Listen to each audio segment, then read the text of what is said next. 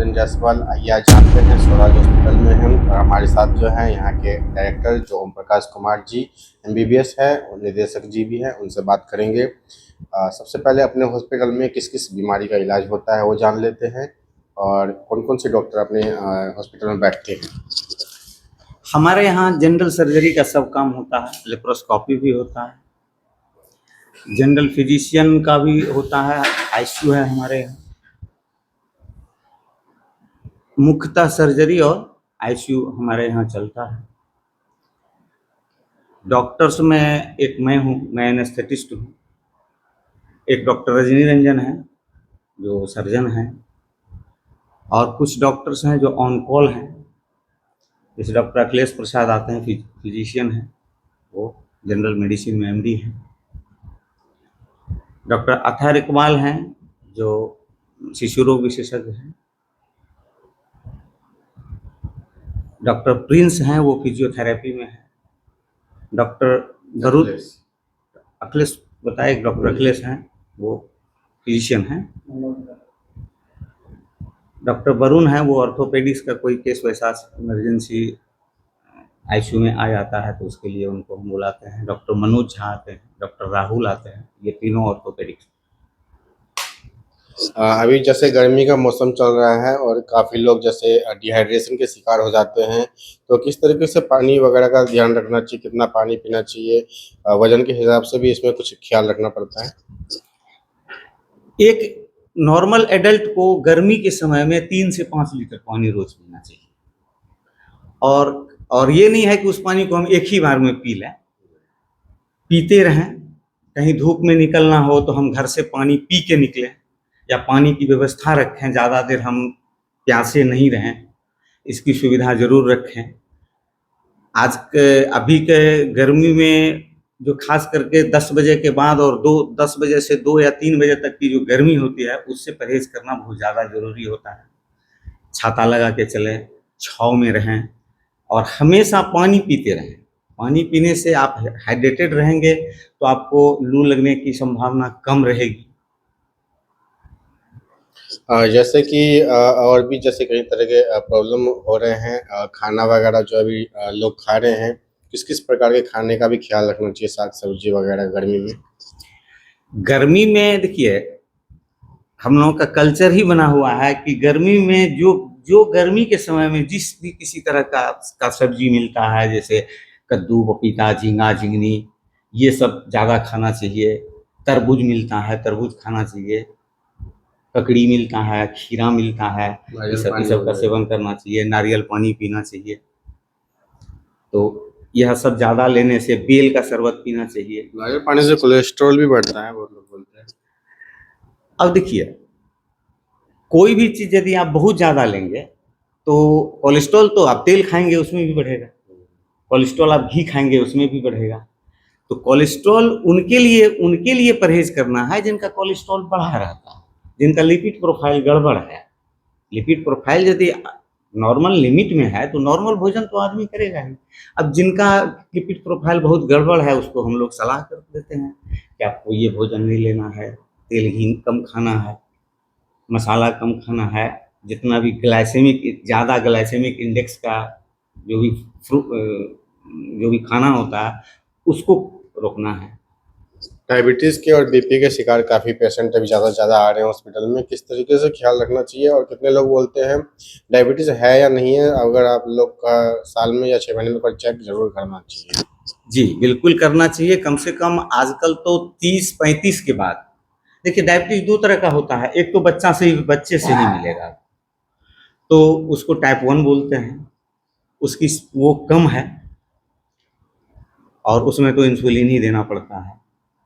और टाइप 2 जो डायबिटीज होता है वो ज़्यादातर 30-35 के बाद वो उसका ऑनसेट होता है। 40 के आसपास में जो भी मरीज रहता है, हम लोग बोलते हैं उसको कि यदि आप जांच नहीं कराते हैं तो 2 महीना 6 महीना में एक बार डायबिटीज़ के लिए जांच कराएं, फास्टिंग शुगर कराएं और PP शुगर कराएं, खाना खाने के 2 घंटे बाद का शुगर कराएं, और एक जांच होता है HbA1c, उसको भी कराने से ये पता चलता है कि आपका शुगर का कंट्रोल किस तरह से रहता है। ये 6 महीना में कम से कम कराते रहना चाहिए जिनको डायबिटीज़ नहीं है। जिनको डायबिटीज है उसको तो महीना महीना कराना चाहिए और उसके अनुसार उनको दवाई। पिछले कई दिनों से लगातार 25 से 35 साल के युवाओं में हार्ट अटैक के मामले काफ़ी ज़्यादा बढ़ गए हैं। बहुत लोग को छाती में दर्द होता है तो सोचते हैं गैस है, तो गैस की टेबलेट खाने लग जाते हैं। किस तरीके से उनको परहेज़ करना चाहिए, डॉक्टर से पहले चेक करा लेना चाहिए, और क्यों हार्ट अटैक आता है, क्या इसके पीछे क्या-क्या कारण हो सकते हैं? देखिए, ये बात सही है कि अभी हार्ट अटैक जो पहले का जो उसका ट्रेंड था, वो यूजुअली 50 के बाद के आदमी को होता था। अभी देख रहे हैं कि एकदम से यंग को हो रहा है। इसमें सबसे जो हमें लगता है कि खान-पान, खान-पान अभी जो पहले का खान-पान और आज के खान-पान में बहुत बहुत अंतर आ गया है। आजकल फास्ट फूड बहुत खाते हैं लोग। आजकल जितना भी बिवरेज है, कोल्ड ड्रिंक्स, माज़ा, ये वो, बहुत ज़्यादातर हाई ग्लाइसेमिक इंडेक्स का लोग खाते हैं, केमिकल मिला हुआ खाते हैं। इससे होता क्या है कि आपका लिपिड प्रोफाइल गड़बड़ होता है, और जब आपको आपके शरीर में कोलेस्ट्रॉल बढ़ता है, ट्राइग्लिसराइड बढ़ता है, तो आपके आर्टरी में जमा होता है। जमा होता है तो आर्टरी का नैरोइंग होता है।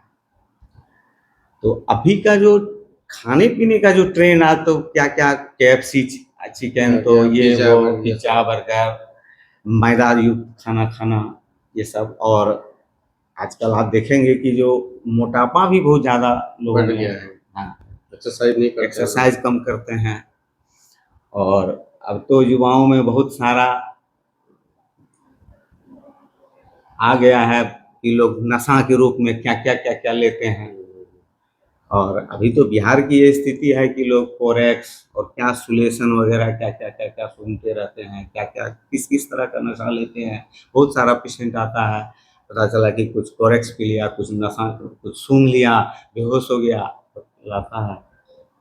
तो इन सब चीज़ों से ये इन सब चीज़ों से परहेज करना है, एक्सरसाइज करना है। और प्रत्येक व्यक्ति को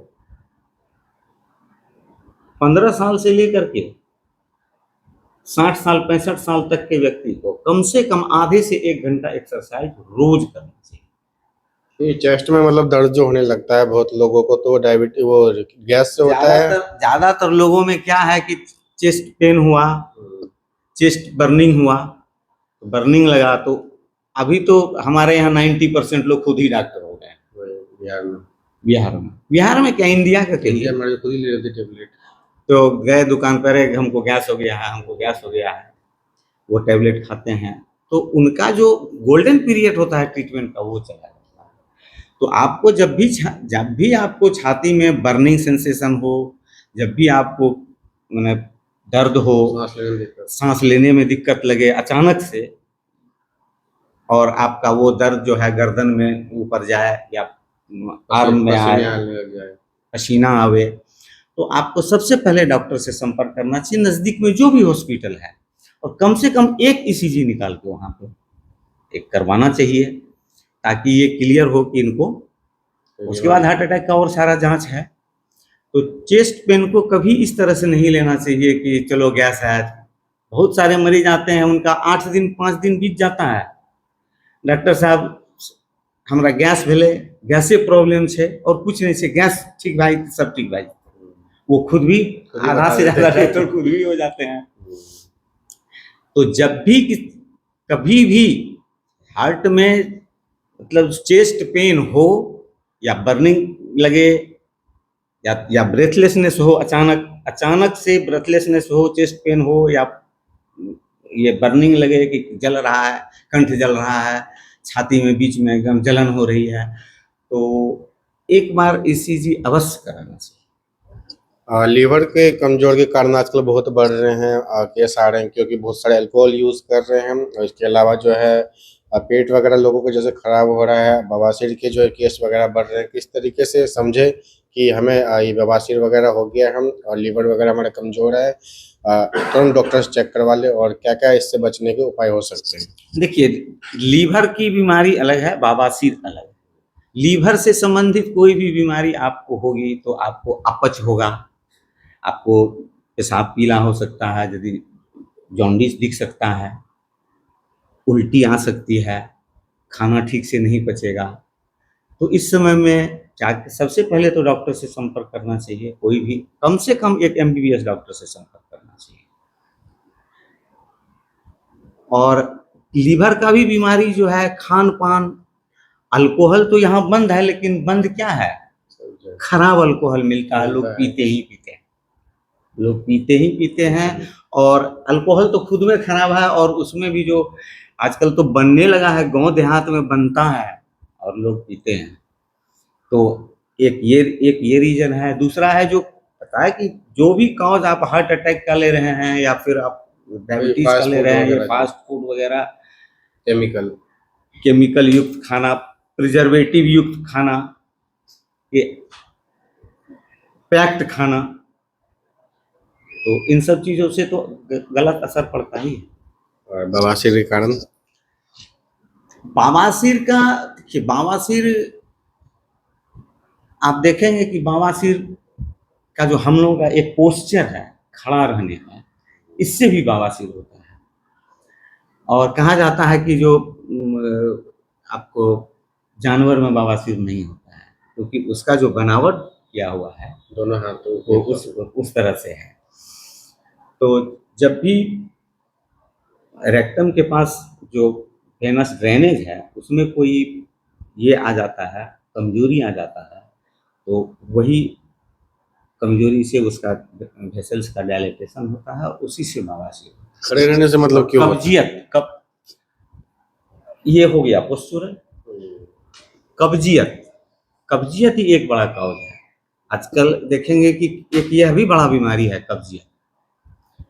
तो पैखाना में ज़्यादा जोर लगाना, तो कब्जियत को दूर रखना बवासीर के लिए, यदि आपका पेट सही रहता है, आप 1 से 2 टाइम खुलासा लैट्रिन बिना किसी प्रेशर पे होता है, तो बवासीर होने की संभावना कम है। और यदि आपको कब्जियत रहता है, आप ज़्यादा स्ट्रेन करते हैं, तो आपको बवासीर होने की संभावना।